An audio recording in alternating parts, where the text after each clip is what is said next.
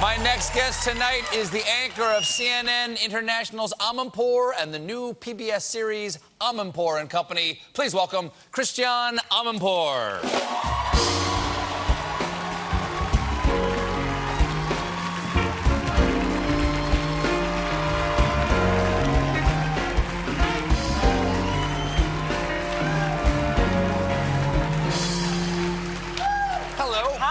Always lovely to see you. Lovely to see you. It's been too long. You've got so many things to do. You're CNN Chief International Anchor. Yeah. Okay.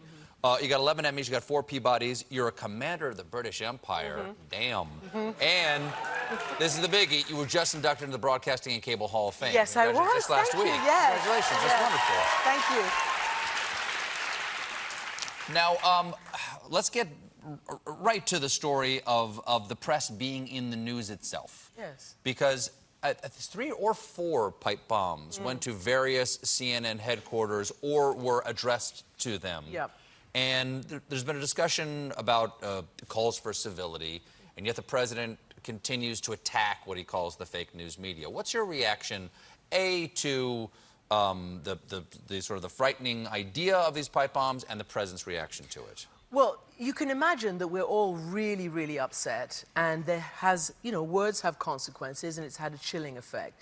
And it is absolutely extraordinary for me, as somebody who's been traveling the world and seeing this kind of thing happen to journalists in that part of the world, not this part of the world, to find that this is coming home. So on the one hand, we are really upset, and we stand very firm in defending our right to exist and the truth of what we do.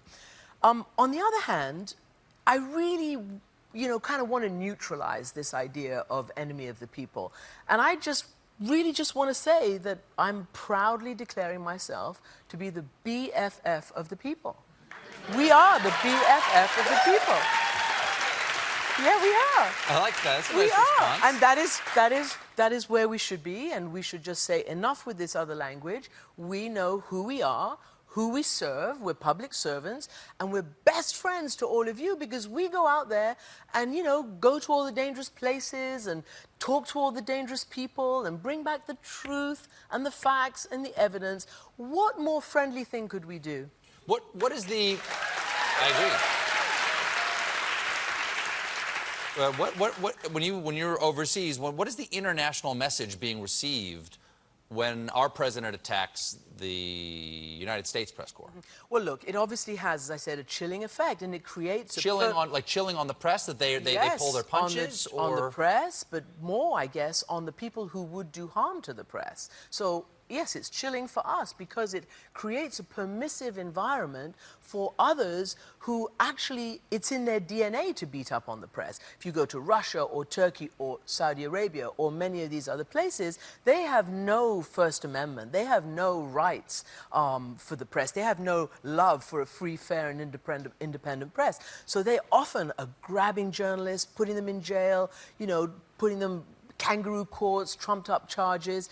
And worse, as we've seen with Jamal Khashoggi. For me, what happened to our colleague from Saudi Arabia in a consulate in Turkey, I mean, let's face it, he was dismembered for simply telling the truth. This is the kind of thing that we cannot allow to keep happening.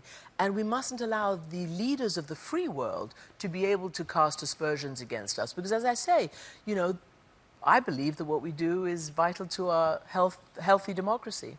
Well, you say in your new show you want to explore the world and America's place in it. Yeah. What's America's place in the world now? Because it seems like Donald Trump wants to retreat from the world stage. That was certainly the language he used during the campaign. What is our place? Look, America's place in the world historically has been to lead.